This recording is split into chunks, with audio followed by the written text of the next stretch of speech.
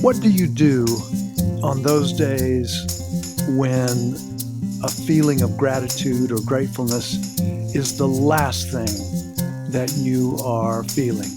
What do you do when you want to be grateful, but you run into situations that seem to be just the opposite, or your feeling is just the opposite of gratitude? Well, this is Dale Byron on Poetry, and I want to talk about that very subject today. Of course, I have a poem, but I want to start with a story to set the context for this conversation and the poem.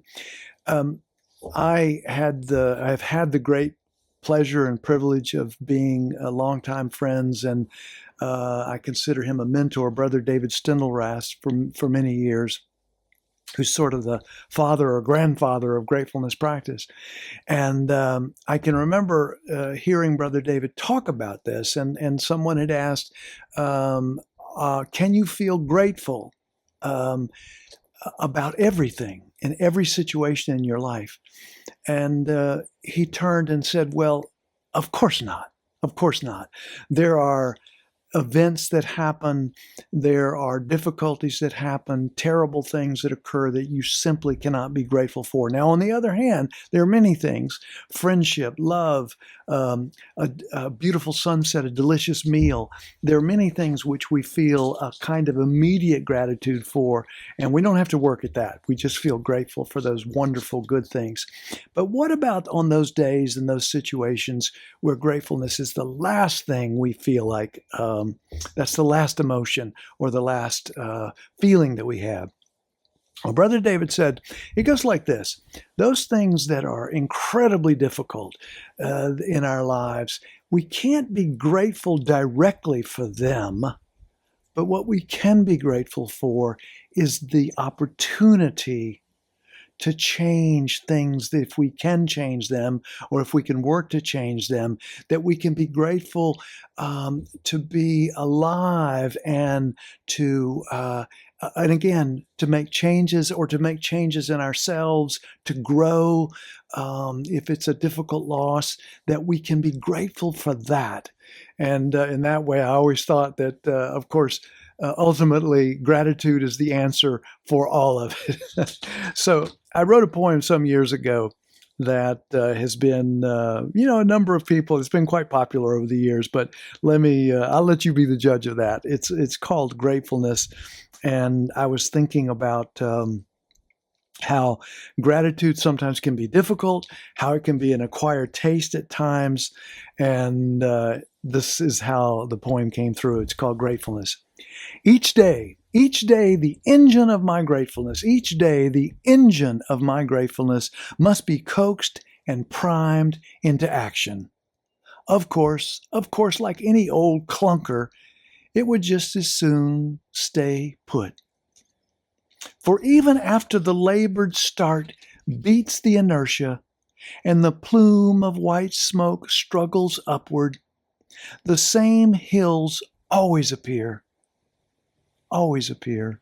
soaring daily, tall and ominous as before.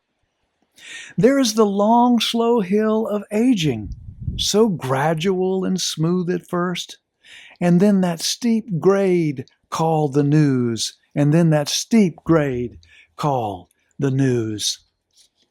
Yes, and always some mountain of a war looming out there, never too far in the distance. Even an old idea or a feeling long abandoned, might conspire to halt this fragile progress. Valves sputtering, tires flattening, clutch slipping. But the old potato sound of the engine and all its mysterious fuel, for which I am truly grateful, somehow, keeps stumbling along. But the old potato sound of the engine and all its mysterious fuel, for which I am truly grateful, somehow keeps stumbling along. Well, I hope that poem is helpful because on some days, in some situations, personal, political, ecological, in some situations, it is very hard. In fact, we cannot be grateful for what's going on directly.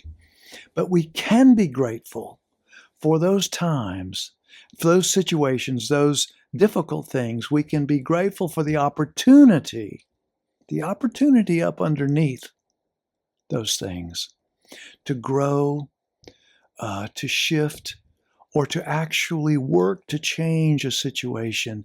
In the case of a political a challenge and situation, a social one, we can work to help change the context for whatever's going on. And for that, we can be grateful. But I want each of you to remember that, the first lines of this poem: each day the engine of my gratefulness must be coaxed and primed into action. Sometimes gratefulness is not our first response, although it is a powerful one when we can connect with it. It's just that gratefulness in some situations can be complex. It can be an acquired taste, and it can be something where we have to get upriver and see the opportunity that it provides in order to reconnect with our gratitude and our gratefulness. Okay, as always, thank you so much for your listening ear. And until next time and next poem, take good care of yourself. And if you can, take good care of someone else.